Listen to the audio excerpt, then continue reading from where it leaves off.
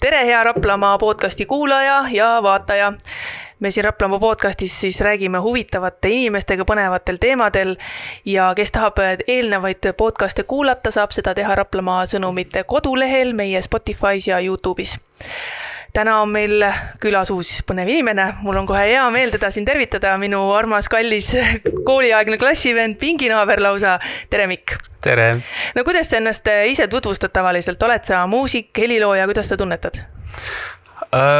Tavaliselt tutvustangi võib-olla jah, muusik, helilooja, fotograaf, videograaf, hunt kriimsilm. Et pikk nimekiri, mida ette laotad, aga kuidas see tunnetus on sul ikkagi mingi tunnetus, et see on ikkagi natuke rohkem minu?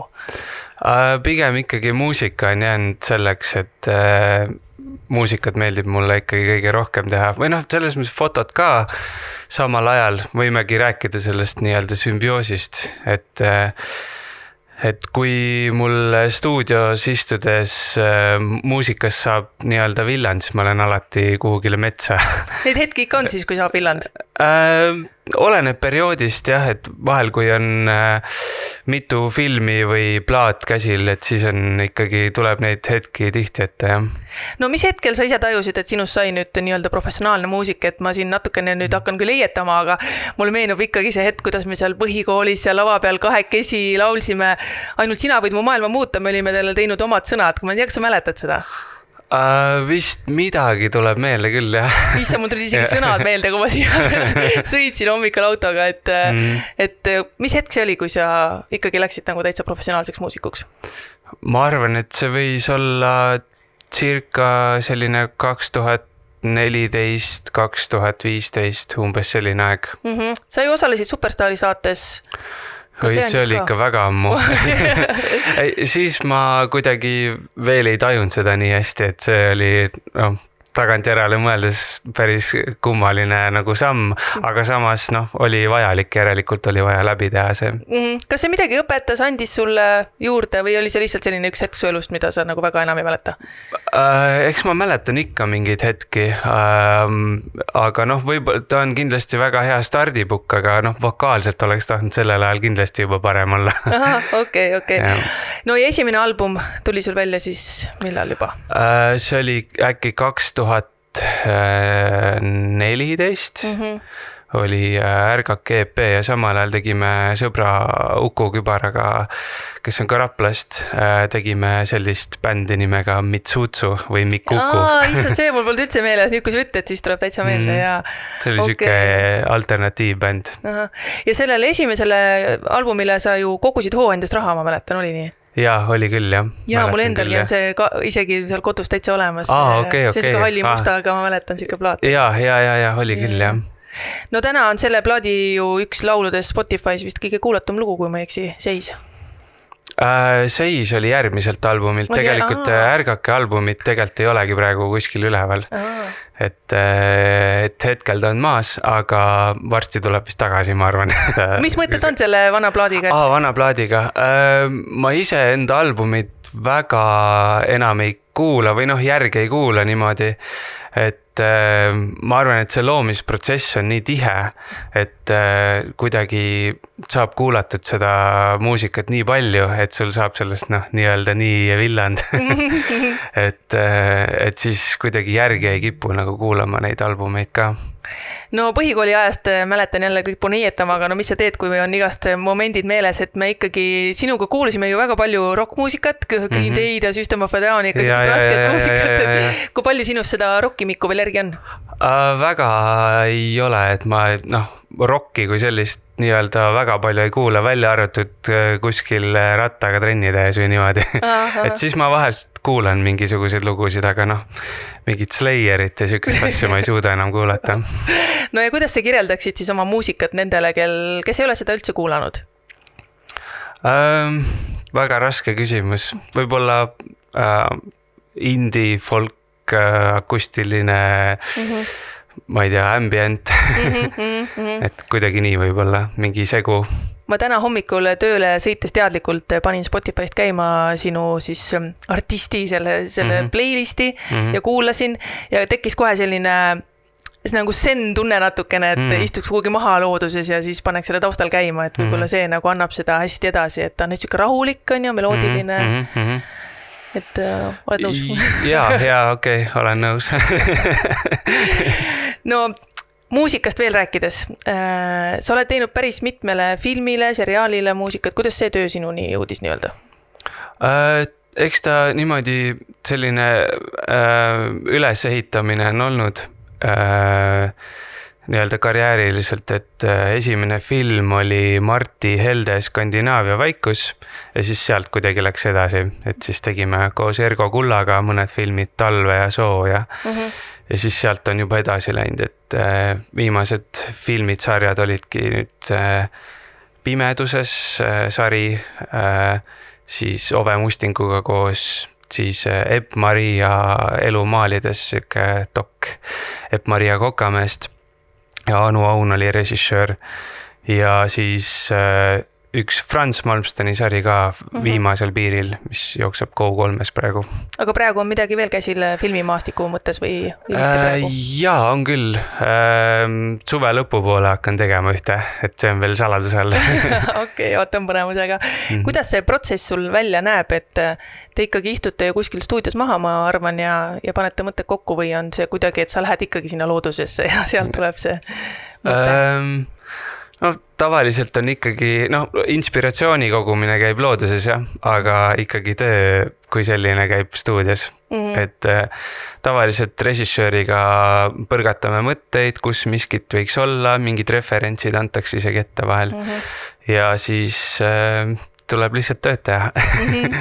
Ja see, mis sa täna teed, et kas sa tunned, et see oled täiesti sina, 100% saad olla see, kes sa oled, kes sa tahad olla? Ma loodan küll, jah. Et mingeid muid selliseid, kindlasti on mingid eesmärgid elus, aga võib-olla muusikaliselt kas mingisugune midagi, mida sa tahaks proovida veel? Kindlasti on, meil on abikaasa Angeliaga selline duo nimega Myang, et me andsime albumi välja 2017 ja siis juba sündis meie esimene poeg, Noel, ja siis meil jäi see projekt kuidagi praegu nii-öelda pausile, aga varsti saab jälle ilmselt sellega uuesti välja tulla. Et see on selline rohkem elektrooniline muss. Ma mäletan, et ma tegin kunagi sinuga persooniloo ja ma ei tea, kas sellest hetkest mul ei meelde või on see mingist muust hetkest, aga et sa käisid salvestamas looduses helisid oma telefoniga, kas sa ikka veel teed seda? Kusjuures teen, jah. Igapäevaselt tegelikult, et praegu ongi hästi palju linde on ja kuna me nüüd elame nii-öelda täitsa mere ääres ka, et siis seal on hästi palju nii-öelda rändlinde oli kevadel ja neid saab ikka salvestatud. See tegelikult andis mulle ka sükse väikse põntsu, et peale seda ma mäletan nii hästi, kui ma selle intervjuu ära tegin ja siis ma sõitsin koju, olin õues ja siis ma hakkasin ka järsku kuulama mingeid asju, märkama, mõtlesin huvitav, kas seda Mikk küll salvestaks nüüd praegu. Huvitav. Ja, et selliseid helisi saab siiamaani kuulata siis su teostest, ma saan aru. Jaa, viimasel albumil on ka tegelikult ööbikuid ja igasugu muid linde. Ja igasugu muid helisi ka tegelikult, et mulle meeldib selliseid vimkasi panna muusikasse sisse ka, et käisime meestega matkal ja siis sõber Sander Rebane tõmbas telgi seda nööris, see oli nagu üks bassinootidest, et neid saab kuidagi modifitseerida ja muusikasse ära kasutada. Kas sul on omal kodus ka stuudio või sa ikkagi käid väljas pool kodutööl? Mul on hetkel stuudio on Pärnus, ise elame Pärnust väljas Tahkurannas, aga jah, hetkel on stuudio nii-öelda Pärnus, aga tuleb ilmselt koju ka mingi hetk. Aha. No kui palju sa Raplamaal veel aega veedad, et sul pere on siin, seda ma tean, aga muu selline seos on ka veel jäänud Raplamaa, ma ei tea, muusikute inimestega? Jaa, eks me ikka muusikutega suhtleme omavahel ja Raplamaal küll käin päris harva, aga siia on alati hästi-hästi tore tulla, eriti oma vanemate juurde ja siin samas Jõe tänaval elab mu vanaema ka, et siis ikkagi üritan läbi põigata ja käia vahepeal jalutamas siin ja et selline nostalgialaks on alati, et kui Kehtnasse jõuan, siis sõidan Kehtnast ka alati nagu väikse tiiruga läbi, et vaatan, mis vahepeal muutunud on. No pole vist väga palju midagi muutunud, ma ütleks, või midagi on sinu kui üle pika aja käid, siis natuke ikka on. Okay. Uus pood oli, vaatasin. Jah, seda küll, jah. Jõe tänavast, kui sa korra rääkisid, meil enne oli just seal teises toas juttu, et meie tegevtoimetaja Inge meenutas ühte seika sinuga, et ta otsis oma kassi taga kunagi ammu ja siis just sina olid talle öelda, et kuule, vaata, sul on see kass seal kuuse all, et siis ta mäletas sinust sihukest asja. Ma ei mäletagi, millal see võis olla. See võis kindlasti väga ammu olla. Ja ta rääkis, et sul on endal ka tore kass, et on sul endiselt koduloomad? Jaa, meil on kass Käbi, selline tore krutski, saab vist juba 8-aastaseks või on 9 juba. Aga jah, praegu ma arvan, tal on kõige nii-öelda mõnusam elu seal maal, et saab lihtsalt käia ringi ja mööda põlde ja heinamaid. Missugune see suvi välja näeb? Kas on väga tihe kontsertite aeg või ikkagi saad lõõgastuda ka? Eks saab lõõgastuda ikka ka, et on kontserte ja ma stuudiotööd üritan võimalikult vähe teha suvel, aga jaa, on ikka kontsert, aga on ka selline nagu mõnus aeg, kus saab lihtsalt perega käia ringi ja rannas ja et kontserte, kui on kuskil kaugemal, et siis me üritame ka selle nii-öelda ühendada selliseks peretripiks, et siis on siuke nagu mõnus väljasõit. No mis need kohad on, kuhu sind enamasti kutsutakse? Kas need on ikkagi avalikud suured festivalid või käid pulmades? Pulmi väga ei teegi, mõned erakontserdid on, aga pigem jah, sellised festivalid või praegu on Oiu sadamas, näiteks tuleb meil Angeeliaga augustis, siis ma esitlen enda uut plaati 17. juuni Tallinnas Uuslaines ja siis me korraldame abikaasaga ka sellist nii-öelda väikest festivali nimega Hoovus, et see on ka juba 8. aasta Hoovuse nime alt. Kus see siis toimub? See on Vääna-Jõesuus, ongi Angeelia vanemate koduhoovil, et see on selline tüüke 500 inimese festival, et me üle selle ei lasegi väga. Okei. Ja seal on siis lisaks teile, millised muusikud? Sellel aastal esineb Rita Ray, siis on Liisi Koikson trio, Lauri Räpp teeb sellise luulekava ja siis on meil, kes meil veel, Rapla Sten-Olle ka, koos Kelly Vaskiga ja DJ Sander Mölder. No Sten-Olle juurde sa korra tulid, kui ma õigesti mäletan, Uku Kübaraga oled sa ka ju koostöös endiselt? Jaa, Uku mängib mul bändis, live-bändis nii-öelda. Et siis on seal veel Aivar Surva on ja Angeelia, siis on Karl Tammaru ja sellel esitluskontserdil mängib ka üks Belgia viiuldaja, Oskar Peerten, kes oli ka viimase albumi peal nii-öelda viiuldaja. No uus album, kuidas sa seda kirjeldaksid? Kas annab seda võrrelda kuidagi teiste eelmistega või on see midagi täiesti uut? Eks muusikaline nii-öelda käekiri ikka on suhteliselt sarnane, aga ma kuidagi läksin nii-öelda tagasi juurte juurde, et võtsin jälle selle kitarri ja jätsin korra sündid nii-öelda sinna paika.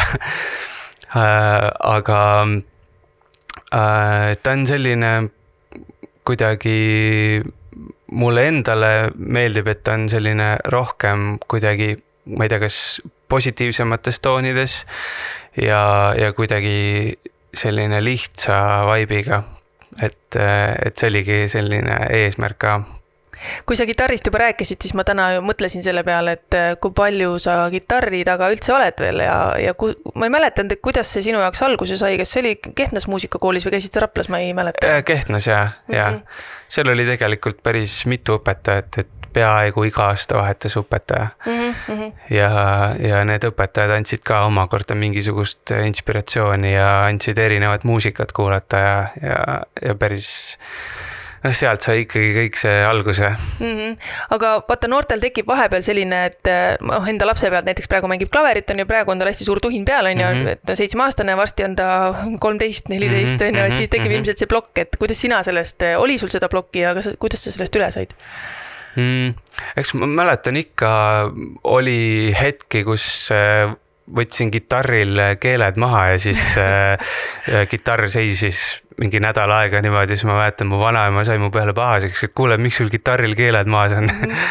Aga siis ma mäletan ikkagi, et ma harjutasin hästi palju, et mingi 2-3 tundi päevas, et no mitte iga päev, et oli ka neid laiskasid nädalaid ja päevi, aga ikkagi see tuhin oli nagu enda seest tuli. Aga soovituseks võib-olla, et kui tuhin hakkab ära minema, et siis jättagi väike paus sisse ja siis jälle uuesti minna sisse, et üle ei tasu harjutada. Ma olen seda meelt, et sundimine kuidagi nagu ei vii edasi. No vot, nüüd oled sa ise lapsevanema rollis ja ühel hetkel tuleb ka neid teadlikult neid otsuseid teha, kuidas oma last suunata, et eks see, kuidas sa ise tundsid, kas sinu kodus kuidagi lasti sul selles mõttes vabalt sellesse muusikasse suhtuda? Eks ma olen, selles osas olen pere must lammas, et vist ainuke nagu muusik, aga jaa, toetati, selles mõttes mäletan, et toetus oli ikkagi alati olemas ja käidi kontserditel ja mingisugused laulukarusselid asjad, mis olid, et käidi ikka kuulamas. Tuleme siis nüüd korra fotograafia juurde ja looduse juurde. Millal sa selle enda jaoks avastasid? Ma arvan, et see päris alguse sai juba tükk aega tagasi, kuid see huvi on kogu aeg olnud, aga sellise esimese kaamera ma sain siis, kui me kolisime Pärnusse, siuke peaaegu 6 aastat tagasi. Ja ööd olid lapsega pikad emal ja mäletan seda, et käisin väga tihti jalutamas Pärnus Noelliga ja võtsin kaameraga kaasa alati ja siis saigi neid päevas 2-3 tunniseid jalutuskäike tehtud. Ja hiljem, kui harjutasime lapse magama autos, siis sain sõita mööda Pärnumaad ringi ja drooniga nii-öelda lennata, kui tema magas samal ajal. Et sealt kuidagi sai see alguse. Ja see on ka omamoodi kuidagi looming või nii-öelda muusika ja fotograafia käivad käsi käes. Et ma ei liigita nagu ühte ega teist, et nad on kuidagi koos selline nagu loomingu vorm. Ja pildistamine üleüldse on kuidagi vabastav tegevus, aga looduses käia siis on isegi vahel hea, kui jätta see kaamera korra lihtsalt kõrvale ja lihtsalt olla ja vaadata seda nagu ümbrust, et ei pea kogu aeg nagu filmima ja pilti tegema. Aga jah, mingisugused hetked, need varahommikused ärkamised, rabasse minemised, et see udu on ikkagi metsikult äge, mis eriti kui droon lendu lasta, siis näed neid valguskiiri ja metsas ka samamoodi. Et Eestis on ikkagi mets üks turvalisemaid paiku. Ma näen, et su piltidel on hästi palju ka loomi, et kui keeruline on neid tabada olnud, et need pildid tunduvad ikka, tõesti ei tahaks isegi öelda, et ei tundu nagu päris, et nagu nii hästi tehtud, kiidan selles osas. Et kas see on selline juhuste kokkulangevus või sa oled ikkagi teadlikult läinud sihtima, et saaks mõne loomapildile? Viimane selline pildistamine just loomadele orienteeritult oli meil on hea selline lahe sõpruskond, kus on siis Roomet Vaino Karaplast pärit Priidu Saart ja siis Herve Rannu, et nendega me käime vahel niimoodi pildistamas ja matkamas. Aga viimane kord meil oligi matk Alutagusele sinna Ida-Virumaale, et seal on hästi palju karusid ja ikkagi saada seda karu vabas looduses pildil on hoopis teine tunne.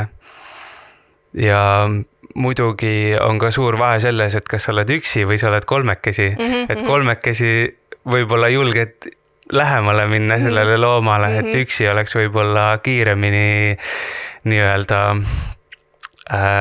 tuleks hirm peale, aga samas on see, et sisendad endale alati, et loodust tuleb nii-öelda austada ka seda vahemaad, ka nende lindudega ja loomadega, et jah, kuidagi ei taha näiteks ka, kui näen mingisugust esimese kaitsekategooria lindu, näiteks kassikakk, et siis ei taha talle liiga lähedale minna, et hoida seda nii-öelda distantsi.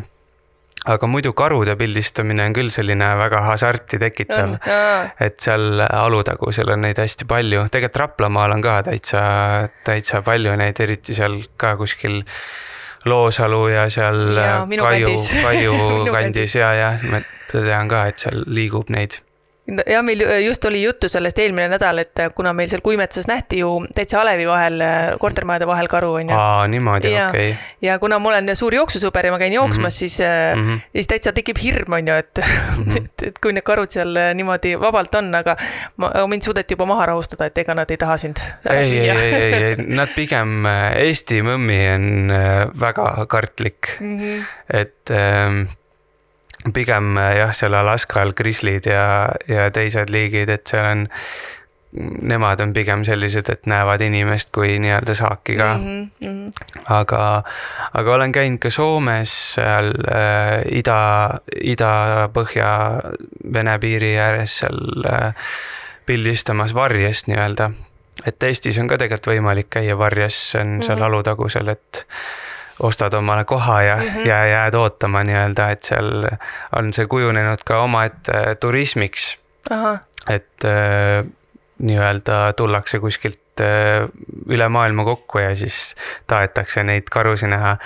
Et see on ka tegelikult ikkagi see adrenaliin tõuseb ikka väga kõrgeks, kui sa oled seal Varjes, mis ei ole eriti selline tugev varje näiteks, et siis pigem nagu kamuflaaž natuke. No jah, põhimõtteliselt küll ja eriti kui sa näed seal varje peal neid karukäpa küünejälgi, see on nagu päris huvitav. Aga samas ongi see, et seda hirmu nagu ei tasu tunda, et pigem tuleb tänulik olla, et üldse seda karu nagu näha saab. Et seal Soomes nägin ka ühe õhtu jooksul oli seal ikkagi 4-5 erinevat karu, et eriti armsad on need poegadega mõmmid, kellele tahaks kohe pai teha, aga see on kõige ohtlikum tavaliselt. No sinu pildid on ju tegelikult ka, tähendab, sa oled need pannud ju tegelikult ka seinale nii-öelda ja sa müüd neid, nagu ma olen näinud. Kas sul on kuskil mõni näitus ka olnud avatud? Praegu ongi tegelikult Pärnus Vaasa resordis on üks näitus üleval, et seal on rohkem sellist talvist jäämustreid ja drooniga mulle meeldib väga jääd pildistada. Nüüd on eriti mugav, et saab põhimõtteliselt diivanilt drooni lennutada. Aga jah, Vaasas on praegu näitus üleval. Lisaks siis fotograafiale, muusikale, heliloomisele, videodele. Sulle meeldib ju sporti teha või vähemalt ma mingi aeg nägin, et sa käid rattaga sõitmas? Jaa, päris palju käisin, eelmine aasta oli eriti tihe periood, see aasta olen rohkem aiajõusaali teinud, et aiatööd nõuavad tegemist. Aga muidu jah, rattaga sõit on niisugune kuidagi, eriti kui seda nii-öelda sporti teha nii, et see ei ole selline, et sa pead mingi tulle tulemusi saama, et see on lihtsalt sulle endale, kehale, vaimule, et see minu arust muusika ja sport käib ikka väga käsi käes, et kunagi ma ei arvanud üldse seda noorena, et pigem olid nagu teised asjad olid ägedad. Aga sport ja muusika minu arust käib küll, et selle rattasõidu jooksul tuleb ka igasuguseid erinevaid ägedaid mõtteid, eriti kui sõita ilma muusikata või ilma klappideta, et lihtsalt kuuled neid looduselisi ja turvalisem ka.